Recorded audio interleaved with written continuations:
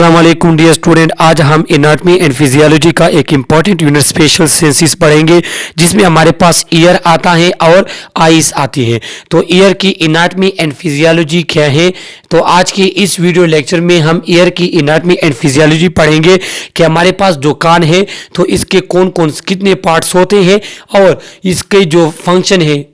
Year हमारे पास दो main function करता है, इससे हम हेयरिंग भी करते हैं और ये हमारे बॉडी का जो पोजिशनल इक्विलिब्रियम है उसको भी मेंटेन रखता है। तो ये आज ये फंक्शन भी पढ़ेंगे कि ये फंक्शन किस तरह करता है हमारे पास ईयर। आज के ऑब्जेक्टिव्स वो जो हमने कवर करने हैं कि जो की टर्म है स्पेशल सेंसेस में वो हम पढ़ेंगे। इसके बाद फिर हम आ जाएंगे structure and function of year पे कि ईयर के स्ट्रक्चर किस किस पार्ट से ये बना है और उसके फंक्शन क्या है।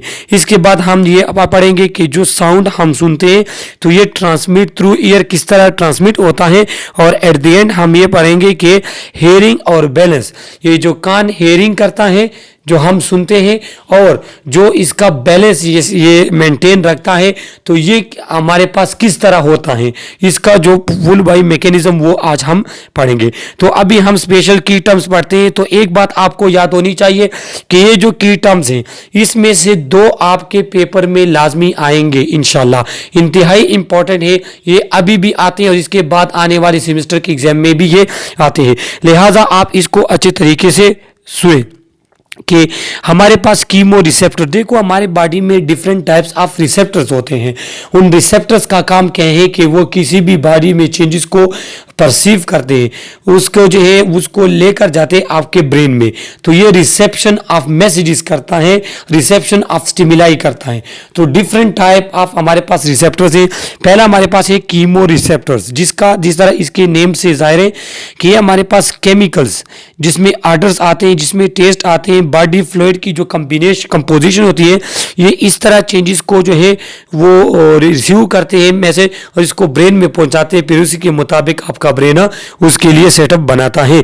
तो केमिकल्स में हमारे पास ऑर्डर आता है कि स्मेल्स हमारे पास डिफरेंट टाइप से स्मेल हम सुनते हैं तो डायरेक्ट हमें पता चल जाता है कि ये खुशबू की स्मेल है, ये किसी गैस वगैरह की लेकिन की स्मेल है, तो ये सब तो ये भी कीमो रिसेप्टर का काम है। इसके बाद टेस्ट बर्ड जो हमारे पास हमारे टंग में होते हैं वो क्या कम करते हैं, वो भी हमारे टेस्ट वगैरह को वो रिसीव करते हैं, तो वो हमारे पास टेस्ट बर्ड ये भी कीमो रिसेप्टर है। बॉडी फ्लूइड कंपोजिशन जो हमारे वेसल्स वगैरह में ये रिसेप्टर होते हैं, जो बॉडी फ्लूइड्स की कंपोजिशन, उसके एसिडिटी, उसकी पीएच वगैरह, उसमें जो है सार की कंसंट्रेशन कितनी है, वो डाइल्यूशन, ऑस्मोलरिटी वगैरह, ये तमाम जो नोट आउट करते हैं ये कीमो रिसेप्टर का काम है। तो कीमो रिसेप्टर आपके पास एग्जाम में एमसीक्यूज इस तरह आता है कि हमारे बॉडी फ्लूइड कंपोजिशन हाँ किस चीज़ से चेक होता है हमारे बॉडी में, तो वो कीमो रिसेप्टर से, सही है। तो ये आप एमसीक्यूज के लिए याद रख लें। दूसरे बाद हमारे पास है थर्मो रिसेप्टर, जिस तरह इसके नेम से जाहिर है कि ये रिस्पॉन्ड करता है हीट एंड कोल्ड को। हमारी बॉडी हमारी स्किन में डिफरेंट होते हैं, टाइप्स ऑफ होते हैं जो क्या करते हैं, जो रिसीव करते हैं कि अगर हीट हो तो आपकी बॉडी को पता चल जाता है कि गर्मी हो रही है या एक चीज जगह आपकी गर्म है, या अगर कोल्ड हो तो वो आपके बॉडी को पता चल जाता है। इसके बाद नोसिसेप्टर, ये एमसीक्यूज में जो आते हैं तो वो कीमो रिसेप्टर, नोसिसेप्टर ये ज्यादा आते हैं। Nociceptors are pain receptors which response to tissue damage resulting from trauma, ischemia etcetera. देखो ये अल्लाह की एक खास कुदरत है कि हमारे बॉडी में ये डिफरेंट रिसेप्टर हैं। अब नासी रिसेप्टर हैं कि वो आपकी पूरी बॉडी में है, डिफरेंट आर्गन में होते हैं। अगर वहाँ पे कोई प्रेशर पड़ता है, वहाँ पे कोई ट्रामा होता है या कोई इस्कीमिया होता है, ब्लैकेज वगैरह होती है, तो वो जगह पेन करना शुरू कर देती है। तो पेन से फिर हमें पता चल जाता है कि इस जगह में प्रॉब्लम है। अगर एक जगह में प्रॉब्लम होती और वहाँ पेन नहीं होता तो फिर हमें किस तरह पता चलता कि इस जगह में प्रॉब्लम है। तो ये अल्लाह ताला का एक सबसे बड़ा गिफ्ट है। तो नोसिसेप्टर जो है वो पेन रिसेप्टर है, डिफरेंट जगह पे आपके पास पेन को परसीव करते हैं। एक एमसीक्यूज के लिए मैं आपको बता दूं या जनरल नॉलेज के लिए, जो ब्रेन के अपने सेल्स हैं उसमें पेन रिसेप्टर नहीं होते। तो ये जो आपका हेडेक वगैरह होते हैं तो ये ब्रेन के साथ जितने और पार्ट्स हैं तो वहां से ये पेन वगैरह आपको फील होता है, सही है। इसके बाद हमारे पास आ जाते हैं मैकेनो रिसेप्टर। मैकेनो रिसेप्टर जिस तरह इसके नाम से जाहिर है कि they respond to physical deformation caused by vibration, caused by pressure, stretch और टेंशन, कि जब आपकी पाँव मुड़ जाती हैं या आपको कोई प्रेस करते हैं आपकी स्किन को तो आपको पता चल जाता है कि मुझे किसी चीज़ ने टच किया, और टच से आपको ये भी पता चलता है कि ये किस चीज़ ने मुझे टच किया। तो ये मैकेनो रिसेप्टर का काम है कि अगर आप पे कोई पत्थर लगता है आपको पता चल जाता है, या आपकी कोई ईंट लगती है, या आपको कांटा चुभता है उसका अलग सेंसेशन होती है, या कोई पेज वगैरह कोई चप्पल वगैरह आप पे टच होते हैं, तो ये किसका काम है? ये मैकेनो रिसेप्टर ये काम करते हैं। इसके बाद हमारे पास आ जाते हैं फोटो रिसेप्टर। फोटो रिसेप्टर का काम लाइट के साथ होता है। ये आपके आई में होते हैं रॉड एंड कोन, और फोटो रिसेप्टर के बारे में तफसील के साथ हम नेक्स्ट वीडियो में जो है पढ़ेंगे, जिसका लिंक मैंने इसके डिस्क्रिप्शन में दिया हुआ है, कि जिसमें हम आई की जो स्पेशल सेंसेस में आई आता है उसके बारे में सब कुछ पढ़ेंगे। तो वहां पे ये रिसेप्टर मौजूद है। तो फोटो रिसेप्टर में रॉड्स एंड कोन्स आते हैं जो लाइट को रिस्पॉन्स करते हैं। इसके बाद proprioceptor. Proprioceptor sense the position and movement of the body or its part. They are found in muscles, tendons and joint capsule. तो ये क्या करते हैं? ये आपके पोजीशन को उसको मालूम करता है, मीन ये आपके पोजीशन को नोट करता है। किस तरह कि अगर आपके आंखें बंद हैं तो आपको पता चल जाता है कि मेरा हाथ ऊपर है, मेरा हाथ नीचे है, लेफ्ट साइड पे है, राइट साइड पे। तो ये परसेप्शन है, ये किसका काम है? ये प्रोपियोसेप्टर का काम है। और ये हमारे पास मसल्स में भी होते हैं, टेंडन्स में भी होते हैं, जॉइंट कैप्सूल वगैरह में ये रिसेप्टर पाए जाते हैं। तो ये तो जनरली आपके पास रिसेप्टर्स थे। तो ये आप एमसीक्यूज में याद करेंगे, और इसमें जो ज्यादा इंपॉर्टेंट है एमसीक्यूज के हवाले से, उसमें कौन से? कीमो रिसेप्टर है, उसमें नोसिसेप्टर है, उसमें मैकेनो, और इसमें प्रोपियोसेप्टर। ये 4 आप इंतहाई इंपॉर्टेंट है, इसको आप अच्छे तरीके से याद कर लें। अभी हम पढ़ते हैं ईयर, जो कि आज का हमारा मेन वीडियो लेक्चर है कि ईयर की एनाटॉमी और फिजियोलॉजी। तो हमारे पास ईयर क्या है कि यहाँ पे मैं आपको पिक्चर में इसकी एनाटॉमी आपको यहाँ पे दिखाई गई है कि देखो, ये हमारे पास यहाँ से लेकर यहाँ तक जो हमारे पास एक्सटर्नल ईयर होता है, फिर ये मिडल ईयर है, इसके बाद हमारे पास ये इनर ईयर है, ये कोक्लिया होता है, ये ऑडिटरी बोन। तो ये तमाम चीज़ें एक एक करके हम पढ़ेंगे। तो ये आपको डायग्राम आपके जहन में होना चाहिए, फिर इसको एक एक करके इस चीज़ को हम एक्सप्लेन करते हैं। अब anatomy of ear. The ear has 3 regions: external ear, middle ear, inner ear. तो ये मैंने आप लोगों को ऑलरेडी मेंशन करके बता दिया है कि the first two are connected only with transmitting the sound to the inner ear. देखो, ईयर के 3 पार्ट्स होते हैं, जिसमें एक्सटर्नल, मिडल और इनर ईयर होता है, जो कि उस डायग्राम में आप लोगों ने देख ली। तो एक्सटर्नल और मिडल ईयर जो है उसका मेन मकसद क्या है कि आपके ईयर ड्रम तक साउंड को लेकर जाना, सही है। तो इसका ये काम है। अब एक्सटर्नल ईयर क्या होता है? The external ear is a funnel shape tubes called auditory canal that conduct ear vibration to the ear drum. The outer fleshy part of ear is pinna or auricle. ये जो कान का ऊपर वाला हिस्सा आपको नजर आ रहा है, फ्लैशी पोर्शन, ये हमारे पास आरिकल कहलाता है। ये क्या है? ये एक्सटर्नल ईयर का हिस्सा है। और इसकी जो आपको स्ट्रक्चर नजर आ रही है, जो इसमें जो है मोर वगैरह जो बने हुए हैं, तो ये मेन इसका काम क्या है कि आपकी इंटरनल ईयर तक ईयर साउंड को लेकर जाना। The external auditory canal contain a few hairs and specialized sweat gland called ceruminous glands that secretes earwax or cerumen. The hair and cerumen help prevent the entry of dust and microbe from entering the ear. तो MCQs के लिए आप याद रख लें कि जो आपका एक्सटर्नल ईयर होता है उसमें हेयर्स भी होते हैं और उसके साथ फ्लूइड्स भी होता है। स्वीट ग्लैंड्स होते हैं जो एक टाइप ऑफ फ्लूइड सेक्रेट्स करता है, जिसे सेरेमिनस ग्लैंड्स कहते हैं। तो ये क्या करता है? ये आपके पास जो माइक्रो वगैरह ऑर्गेनिज्म से या जो डस्ट वगैरह है जो आपके ईयर में इंटर होना चाहते हैं, तो ये उसको रोकता है। जो हेयर्स होते हैं और जो ये सेरेमिनस ग्लैंड्स है, जो सेरुमन या ईयर वैक्स भी कहते हैं, ये सेक्रेट करता है। तो इसका काम आपके ईयर को डस्ट और माइक्रोब से बचाना होता है, और ये आपके एक्सटर्नल ईयर में होते हैं। तो इस पोर्शन से अगर आपके पास एमसीक्यूज आता है तो वो एक ये आएगा कि पिन्ना या आरिकल्स क्या है, और दूसरा आपके पास सेरेमिनस ग्लैंड या सेरुमन ईयर वैक्स, ये हमारे पास एक्सटर्नल ईयर में होता है, सही है। इसके बाद हम आ जाते हैं मिडल ईयर पे। Middle ear is located in the tympanic cavity of temporal bone. It begin with ear drum tympanic membrane. देखो जो हमने ब्रेन में ये तमाम पोर्शन ब्रेन के पोर्शन पढ़े थे, उसमें जो हमारे पास टेम्पेनिक मेम्ब्रेन होते हैं, स्कल का जो टेम्पेनिक बोन है, उसमें आपका ये इनर ईयर मिडिल ईयर उसमें होता है। और इसमें क्या होते हैं कि ये एक्सटर्नल ईयर के पोर्शन से स्टार्ट होके ये इनर ईयर टेम्पेनिक कैविटी तक होता है, टेम्पेनिक मेम्ब्रेन तक होता है। इसे टेम्पेनिक कैविटी भी कहते हैं। It is located in the tympanic cavity. Tympanic cavity कौन सा है कि टेम्पेनिक मेम्ब्रेन जहां पे होता है, जिसे ईयर ड्रम भी कहते हैं, जो साउंड प्रोड्यूस करता है, सेंसेशन साउंड की प्रोड्यूस करता है, सही है। तो उसके साथ जो कैविटी उसको टेम्पेनिक कैविटी कहते हैं। और ये क्या होते हैं कि it begin with ear drum tympanic, ये टेम्पेनिक मेम्ब्रेन से स्टार्ट होता है, कहां तक होता है, पोस्टीरियरली द टेम्पेनिक कैविटी। यहां पे मैं एक posteriorly the tympanic cavity is continuous with the mastoid ear cell in the mastoid process। जो mastoid process होता है, जो कि स्कल में हम ऑलरेडी एक्सप्लेन कर चुके हैं, जिसका लिंक मैंने इसके डिस्क्रिप्शन में दिया हुआ है, वहीं से आप चेक कर ले। तो ये tympanic cavity जो है ये posteriorly जहां कहां से पोस्टीरियरली टेम्पेनिक कैविटी जो है ये मेस्टाइड ईयर सेल से लेके मेस्टाइड प्रोसेस तक होते हैं। यहाँ पे लिखा हुआ है कि posterior tympanic cavity is continuous with the mastoid year cell in the mastoid process. ये जो मेस्टाइड प्रोसेस आपका होता है, उसके साथ जो ईयर सेल्स होते हैं, एयर सेल, ये वहां तक ये मिडल ईयर हमारे पास लाई करता है। It filled with air that enter by way of auditory Eustachian tube a passageway to the nasopharynx, सही है।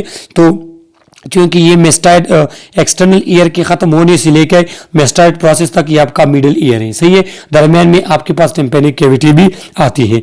ये क्या करता है कि ये ईयर से फिल होता है। और ये ईयर कहां से आ जाती है, ये आपकी यूस्टेशियन ट्यूब या ईयर किनाल जो आपका होता है, ऑडिटरी किनाल होता है, ये वहां से ईयर आती है। तो इस मिडिल ईयर में आपके पास मिडिल पोर्शन में आपके पास ईयर्स भी होती है। The tympanic cavity 2 to 3 tympanic cavity जो हमारे पास है वो क्या है, tympanic cavity 2 to 3 millimetre wide between outer and inner ear contain the 3 smallest bone and 2 smallest muscle of the body. MCQs के लिए आप याद रख लें पहली बात कि इसकी जो हमारे पास क्या होती है, ये 2 to 3 मिलीमीटर वाइड होता है ये टेम्पेनिक कैविटी। टेम्पेनिक कैविटी मतलब मिडल ईयर, सही है। और इसी टेम्पेनिक कैविटी में आपके पास फिर ईयर ड्रम भी होते हैं। अच्छा, टेम्पेनिक कैविटी में आपके पास दो इंपॉर्टेंट चीज होती है, एक smallest bone of the body, जो स्मॉलेस्ट बोन ऑफ के बॉडी के जो स्मॉलेस्ट बोन है वो हमारे पास कहां पे होते हैं, ईयर में होते हैं। और ईयर में वो tympanic cavity means middle ear में होते हैं। और इसी के साथ आपके बॉडी के सबसे स्मॉलेस्ट मसल वो भी आपके ईयर में होते हैं और वो इन बोन के साथ अटैच होते हैं। तो अब ये बोन कौन कौन से होते हैं, इन बोन को ऑडिटरी ऑसिल्स भी कहते हैं, ऑसिल्स कहते हैं बोन को, और ये आपके हेयरिंग में हेल्प आउट करते हैं, तो इसे ऑडिटरी ऑसिल्स भी कहते हैं। They connect the ear drum to the inner ear. जो आपका ईयर ड्रम होता है, जो टेम्पेनिक मेम्ब्रेन ईयर ड्रम होता है, जिसे कान का पर्दा कहते हैं, तो ये उसको अपनी जगह पे फिक्स करता है। और इसमें हमारे पास ये बोन मेलस इनका स्टेप्स है। एमसीक्यूज के लिए आप ये याद रख ले कि इसका जो सीक्वेंस है वो क्या है, इसका सीक्वेंस ये है कि जब आप बाहर की तरफ से आते हैं तो पहले आपके पास मेलस आएगा, इनकस आएगा और स्टेप्स आएगा।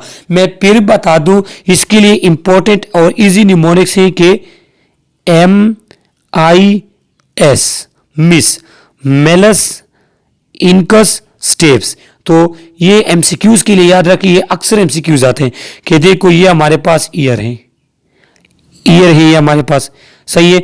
तो इसमें पहले हमारे पास क्या होगा, पहले हमारे पास जब हम बाहर की तरफ से आते हैं तो पहले ये हमारे पास आ जाता है मेलस बोन। इसके बाद फिर सेकंड नंबर पे हमारे पास आ जाता है कौन सा बोन, इनकस बोन। और थर्ड नंबर पे हमारे पास, सॉरी यार वो तो ये हमारे पास बोन है, सही है। तो इसमें हमारे पास फर्स्ट नंबर पे क्या आता है, मेलस बोन, सेकंड नंबर पे हमारे पास आ जाएगा इनकस बोन और थर्ड नंबर पे हमारे पास आएगा स्टेप्स बोन। तो ये जो इसकी सीक्वेंस है ये आपको याद होनी चाहिए कि एक्सटर्नल से इंटरनल ईयर की तरफ हम जाते हैं तो फर्स्ट मेलस आता है, फिर इनकस आता है, फिर स्टेप्स आता है। तो आपके एमसीक्यूज में इसका सीक्वेंस आपसे मांगते हैं, या एक्सटर्नल की तरफ से होगा या इंटरनल। एक्सटर्नल से होगा तो मिस होगा और इंटरनल ईयर से अगर आप इसको देखते हैं तो फिर सिम होगा। अगर आप इनर ईयर से जाते हैं बाहर की तरफ से तो पहले स्टेप्स इनकस मेलस आएगा। अगर आप ईयर से बाहर की एक्सटर्नल ईयर से इंटरनल ईयर की तरफ जाते हैं तो वहां आपके पास मेलस इनकस स्टेप्स होता है। इसके साथ the two muscles are stapedius muscle that connects stapes to posterior wall of the cavity and tensor tympani which connect malleus। तो ये क्या करता है, ये आपके जो बोन है उसको कनेक्ट करता है पोस्टीरियर वॉल से, जो हमारे पास मसल्स होते हैं। तो वो आगे नेक्स्ट स्लाइड में हमें एक्सप्लेन करते हैं। तो इस स्लाइड का इंपॉर्टेंट ये होगा कि हमारे पास ये बोन है, इसका सीक्वेंस सही है, ये एमसीक्यूज में आपके पास आता है। अच्छा, ये यहाँ पे जो हमने अभी पढ़ा ये जो मसल्स होते हैं स्टेपेडियस मसल, तो ये क्या काम करते हैं ये आगे की स्लाइड में आते हैं। अब हम आ जाते हैं इनर ईयर पे। The inner year is also called labyrinth because of its series of canal. सही, तो कहते हैं कि मिडिल इनर ईयर को लेबिरिंथ भी कहते हैं। क्यों? क्योंकि इसमें इस तरह के कैनाल्स होते हैं। देखिए यहाँ मैं आपको बना दूं, इसमें इस तरह के कैनाल्स होते हैं, इस तरह के कैनाल, इस तरह के कैनाल और इस तरह के कैनाल्स होते हैं गोल होके। तो जब इस तरह हमारे पास कोई स्ट्रक्चर होता है कि इस तरह अगर हमारे पास कोई भी स्ट्रक्चर होता है तो वो हमारे पास लेबिरिंथ स्ट्रक्चर फिर कहलाता है। तो इस तरह का स्ट्रक्चर की वजह से इनर ईयर को लेबिरिंथ भी कहते हैं। It consist of two main division. Inner ear दो मेन उस पर मुश्तमिल होता है। इसमें पहला है बोनी लेबिरिंथ जो हार्ट फॉर्म में होते हैं, दूसरा होते हैं मेम्ब्रेनस लेबिरिंथ। जो बोनी लेबिरिंथ होता है is a series of cavities and tube in the temporal bone divide into three main parts. जो बोनी लेबिरिंथ होगा वो तो आपको पता है कि वो बोनी होगा, हार्ड होगा, और ये क्या होते हैं कि ये कैविटी फॉर्म में होता है आपके टेम्पोरल बोन में। इसके तीन पार्ट्स होते हैं, एक हमारे पास होते हैं सेमी सर्कुलर कैनाल, दूसरा हमारे पास होते हैं वेसिट्यूबल, तीसरा होते हैं कोक्लिया। तो ये तीन पार्ट हमारे पास बोनी लेबिरिंथ के हैं और ये इनर ईयर के पार्ट है। तो ये आप एमसीक्यूज के लिए याद रख लें। जो सेमी सर्कुलर जो वेसिट्यूबल होते हैं both of them contain receptor for equilibrium. ये जो सेमी सर्कुलर कैनाल है और ये वेसिट्यूबल है, ये दोनों में आपके पास आपकी इक्विलिब्रियम के रिसेप्टर होते हैं, जो कि स्टार्ट में मैंने मेंशन कर लिए कि आपका जो है ईयर वो सिर्फ हेयरिंग नहीं करता बल्कि वो आपकी बॉडी की इक्विलिब्रियम को भी देखता है कि अगर आपकी पोजीशन गलत है, मिसाल के तौर पे अगर एक शख्स को आप उल्टा लटका दें, सही है, एक शख्स को आप उल्टा लटका दें तो उसको फिर पता होता है उसका बैलेंस खराब हो जाते हैं, या कोई शख्स जो है वो कोई गलत पोजीशन पे है तो वो उसका ईयर जो है उसके हेड पे बोझ हो जाता है, उसके ईयर जो है वो उसके पोजीशन को क्या उसके इक्विलिब्रियम को मेजर करती है, उसके इक्विलिब्रियम को परसीव करती है। तो इसमें जो रिसेप्टर है इक्विलिब्रियम के वो कहाँ पे होते हैं, वो सेमी सर्कुलर कैनाल और वेसिट्यूबल कैनाल में होते हैं। जो कोक्लिया होता है उसमें कौन से, उसमें हमारे पास ये स्नेल शेप का होता है, इसमें रिसेप्टर ऑफ हेयरिंग होते हैं। यहाँ पे मैं आपको दिखा दूं, ये जो इस शेप में आप लोगों को दिखाई दिया हुआ है कि ये हमारे पास देखो ये वेसिट्यूबुलर नर है। अच्छा, ये सेमी सर्कुलर कैनाल यहाँ पे आप देख ले और यहाँ पे आप जो है कि ये कोक्लिया देख ले। तो कोक्लिया ये स्नेल शेप का होता है, सही है, और इसमें हमारे पास हेयरिंग के रिसेप्टर होते हैं, लेकिन यहाँ पे जो हमारे पास है इसमें हमारे पास इक्विलिब्रियम के रिसेप्टर्स। तो the bony labyrinth is lined with a periosteum and contain perilymph a fluid between the bony and membranous labyrinth. तो क्या होता है कि ये हमारे पास जो बोनी लेबिरिंथ है तो इसके इंटरनल ये लाइन होता है पेरियास्टियम पे। तो पेरियास्टियम आप लोगों को पता होना चाहिए, ऑस्टियम कहते हैं बोन को, पेरी कहते हैं उसके ऊपर। तो चूंकि बोनी लेबिरिंथ हार्ट फॉर्म में बोन एक हमारे पास, तो उसके इंटरनल जो है वो लाइनिंग किसकी होती है, पेरियास्टियम की होती है, और इसके अंदर पेरिलिम्फ पाया जाता है। ये हमारे पास फ्लूइड्स है, पेरिलिम्फ हमारे पास फ्लूइड है जो कि इक्विलिब्रियम और हियरिंग में हमें हेल्प आउट करता है। इक्विलिब्रियम और हियरिंग में ये हमें हेल्प आउट करता है और ये क्या होता है कि ये बोनी लेबरेंथ और मेम्ब्रेनस लेबरेंथ के दरमियान में पाया जाता है। ये जो पेरिलिम्फ फ्लूइड है ये बॉडी फ्लूइड्स की तरह होता है, लेकिन इसकी कंपोजिशन थोड़ी चेंज होती है आपके बाकी बॉडी फ्लूइड्स से। उसके बाद मेम्ब्रेनस लेबरेंथ आ जाता है। तो ये membranous labyrinth a series of sacs inside the bony labyrinth is lined by epithelium and contain endolymph. सही है। तो क्या होता है कि जो हमारे पास मेम्ब्रेनस लेबरेंथ होता है वो इंटरनली एपिथेलियम उसको कवर किया होता है और इसका जो फ्लूइड होते हैं उसको एंडोलिम्फ कहते हैं। इंटरनल जो इसका फ्लूइड होता है वो एंडोलिम्फ होता है। The vestibule is the oval central portion or chamber of the bony labyrinth. Vestibule जो ऑलरेडी हम पढ़ लिया कि ओवल शेप जो है हमारे पास एक कोकला इंटरनल से जो खाली होते हैं ये पोर्शन है बोनी लेबरेंथ का। Projecting superiorly and posteriorly from the vestibule are 3 bony semicircular canal. और जो आपके पास वेसिट्यूबल है, वेसिट्यूबल उससे ऊपर और पोस्टीरियर साइड पे, उसके पोस्टीरियर और ऊपर साइड से, पोस्टीरियर एक इंटीरियर एक पोस्टीरियर मतलब बाहर की तरफ से और सुपीरियर ऊपर तरफ से हमारे पास 3 ट्यूब नुमा शक्ल वो किनाल आई हुई है जिसे सेमी सर्कुलर किनाल कहते हैं। सही है। तो सेमी सर्कुलर किनाल कहते हैं और ये किनाल जो है ऑलरेडी उस पिक्चर में मैंने आपको दिखा दिए। इसके बाद जो इंटरनल पोर्शन है कोक्लिया, तो वो जो स्नेल शेप था जो ऑलरेडी मैंने आपको शक्ल में पिक्चर में दिखा दिया है कि कोक्लिया हमारे पास स्नेल शेप होता है। It have a 3 fluid fill chamber. इसमें 3 फ्लूइड फिल चैम्बर्स हमारे पास होते हैं और वो चैम्बर एक मेम्ब्रेन के थ्रू से हमारे पास कहते हैं सेपरेट होते हैं। तो जो सुपीरियर वन है उसे स्केला कहते हैं। स्केला वेस्टिबुलाई स्टीयर फॉर्म में होता है। Middle one is Scala media या कोक्लियर डक्ट जिसे कहते हैं और जो इंफीरियर वन है उसे कहते हैं scala tympani. Within the scala media the organ of Corti which is a thick epithelium with associated structure, it convert vibration into nerve impulse। MCQs के लिए इंपॉर्टेंट है कि देखो यहाँ पे देखे कि जो हमारे पास स्केला मीडिया है, ये जो आपके पास कोक्लिया है, देखो कोक्लिया हमारे पास इस शक्ल का होते हैं, इस शक्ल होते हैं। जो हमारे पास इंटरना है वो स्केला, जो हमारे पास टेम्पनी है ये होते हैं। सही है। इंटरनल ये हमारे पास स्केला वो इंफीरियर है। जो हमारे पास मीडिया होते हैं वो ये स्केला मीडिया ये होते हैं। तो स्केला मीडिया के दरमियान क्या होते हैं, इसमें हमारे पास क्या होते हैं कॉर्टाई, ऑर्गन ऑफ कॉर्टाई होता है जो कि एक थिक एपिथेलियम स्ट्रक्चर है। और इस ऑर्गन ऑफ कॉर्टाई का मकसद क्या है कि ये जो आपके पास वाइब्रेशंस आते हैं इसको ये नर्व इंपल्स में कन्वर्ट करता है। देखो जो ईयर हमारे कानों में इंटर होते हैं तो ये टेम्पेनिक मेम्ब्रेन को वाइब्रेट करता है, वो टेम्पेनिक मेम्ब्रेन में वो वाइब्रेशन कन्वर्ट हो जाती है नर्व इंपल्स में। और क्योंकि वाइब्रेशन तो आपके ईयर तक ब्रेन तक नहीं जाती, आपके ब्रेन तक जाती है नर्व इंपल्स। तो ये जो ऑर्गन ऑफ कॉर्टाई है जो स्केला मीडियम में पाए जाते हैं, ये काम क्या करते हैं, ये इन वाइब्रेशंस को कन्वर्ट करते हैं किसमें, नर्व इंपल्स में।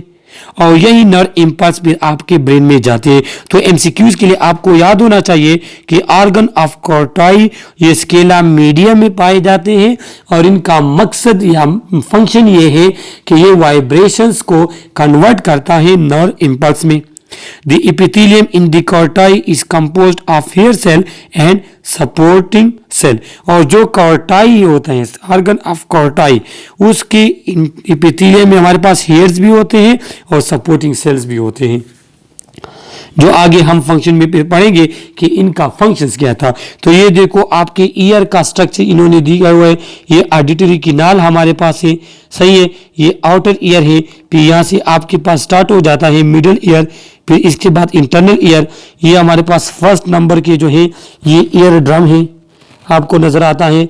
जो सेकेंड नंबर पे हमारे पास है ये क्या है, इसमें मेलस बोन है।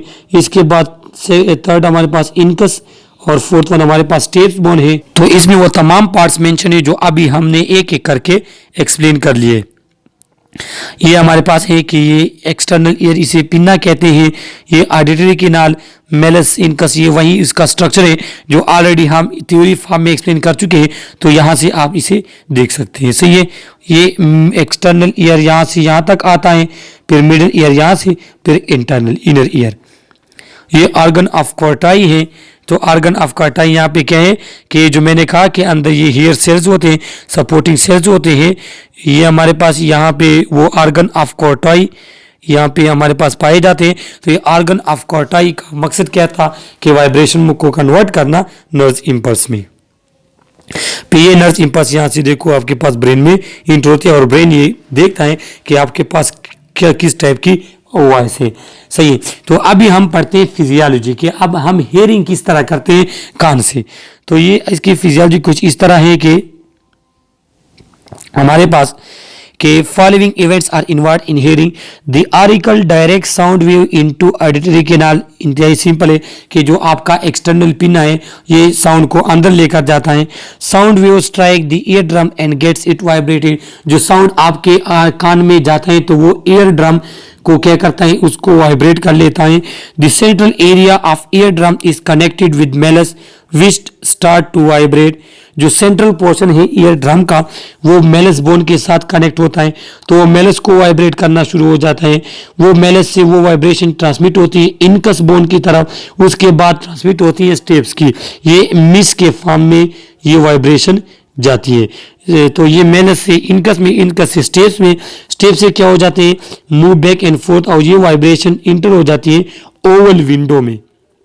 ओवल विंडो, तो ओवल विंडो हमारे पास क्या हो, वो वाइब्रेट करना शुरू कर देती है और उसमें जो मिम्ब फ्लूइड होता है, जो ऑलरेडी हम एक्सप्लेन कर चुके हैं कि पेरिलिम्फ और जो हमारे पास बोनी उसमें होता है, जो बोनी लेबेनेट में और मेम्ब्रेनस लेबेनेट में जो हमारे पास फ्लूइड था, वो बोनी में हमारे पास पेरिलिम्फ। तो ये वाइब्रेशन जो है ये चला जाता है पेरिलिम्फ को of the cochlea and finally the endolymph inside the cochlear duct. और जो आपका मेम्ब्रेनस लेबेनेट उसके दरमियान में जो फ्लूइड होते हैं एंडोलिम्फ, तो ये उस तक चला जाता है और the endolymph vibrate the hair cell in the organ of Corti which stimulate the vestibulocochlear nerve to transmit nerve impulse to medulla. तो ये फिर आपके पास जो वाइब्रेशन है ये आर्गन ऑफ कोर्टाई की तरफ चले जाते हैं और आर्गन ऑफ कोर्टाई ऑलरेडी हम एक्सप्लेन कर चुके हैं कि वो इसको कन्वर्ट कर देता है नर्व्स में और ये नर्व इम्पल्स फिर आपके पास मेडुला ऑफ द ब्रेन में चला जाता है। तो ये आपको एमसीक्यूज के लिए बता दूं कि ये किस तरह